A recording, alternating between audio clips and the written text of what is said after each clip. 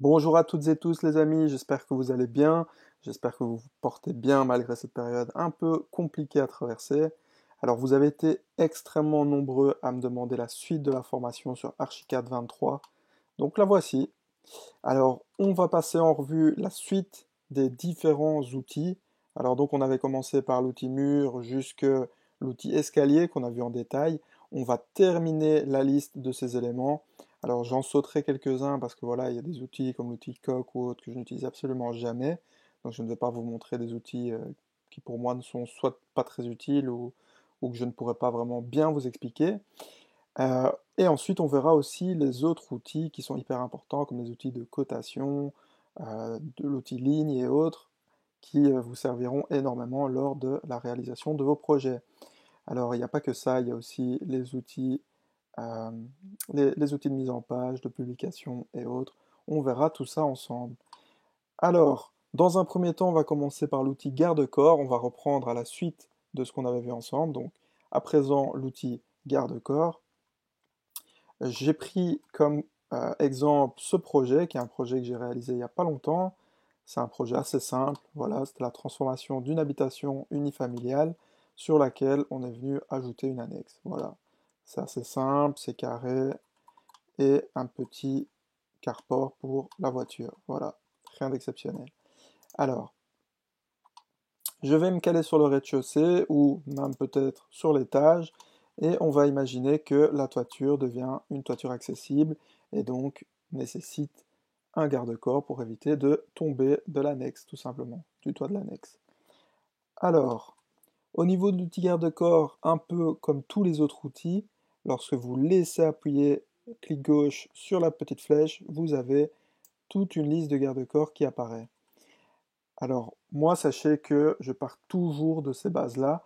Pourquoi? Parce qu'il n'y a pas 50 000 garde-corps non plus qui sont possibles et imaginables, mais aussi parce qu'au moins vous partez d'une base concrète et vous irez beaucoup plus vite pour obtenir le résultat que vous souhaitez.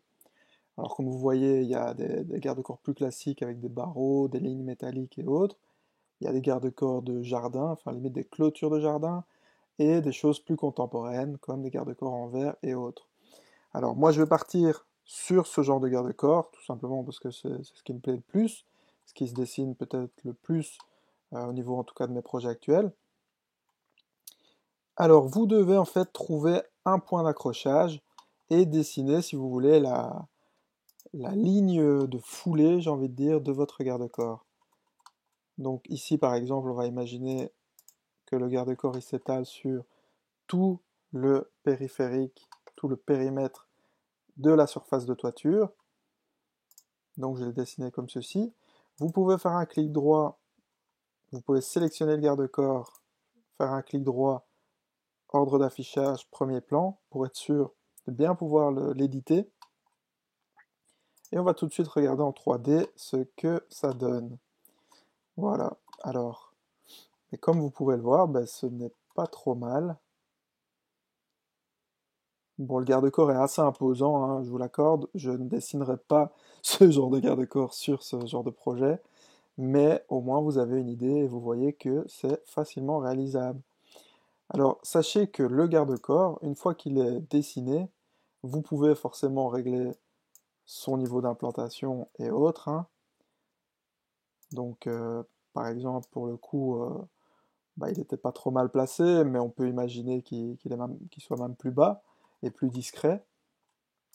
Vous pouvez surtout cliquer ici sur le dialogue de réglage et configurer comme d'habitude, hein, pour tous les outils Archicad, vous pouvez tout configurer de A à Z. Donc là, je vous invite vraiment à fouiller dans les différents outils. Vous allez voir que de toute façon, c'est très détaillé et c'est assez bien illustré.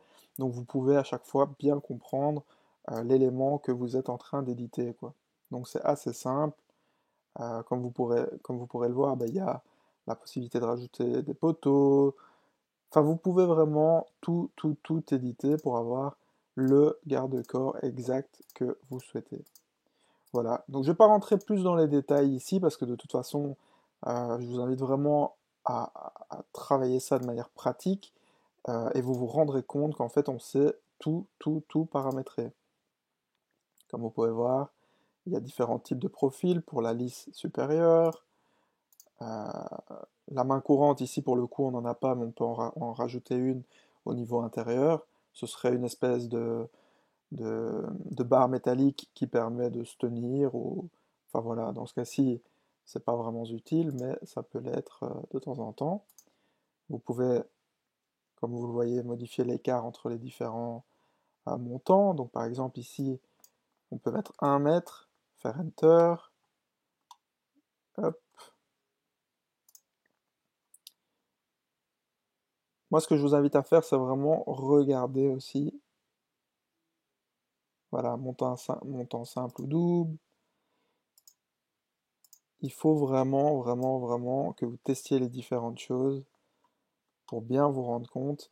Ici, en fait, il n'y a pas de montant, vu qu'on est sur simplement des garde-corps vitrés, il n'y a pas de montant. Donc c'est pour ça que même si je modifie la chose, on ne voit rien du tout. Par contre, si on commence, voilà, comme vous voyez, sans montant, par contre, si je commence à choisir, par exemple, un montant métallique, voilà, là, hop, comme vous pouvez le voir, le doublage il s'est effectué. Je peux revenir à un montant simple. On a un écart d'1 mètre, mais on peut aussi imaginer avoir un écart de 50 cm. Et comme vous voyez, vos montants se dessinent. Donc je vous laisse vraiment chipoter à ça, découvrir. Si vous avez des questions, n'hésitez pas à les poser en commentaire et j'y répondrai avec plaisir. On se retrouve à présent dans une prochaine vidéo dans laquelle on présentera l'outil suivant qui est l'outil toiture. A bientôt pour de nouvelles vidéos.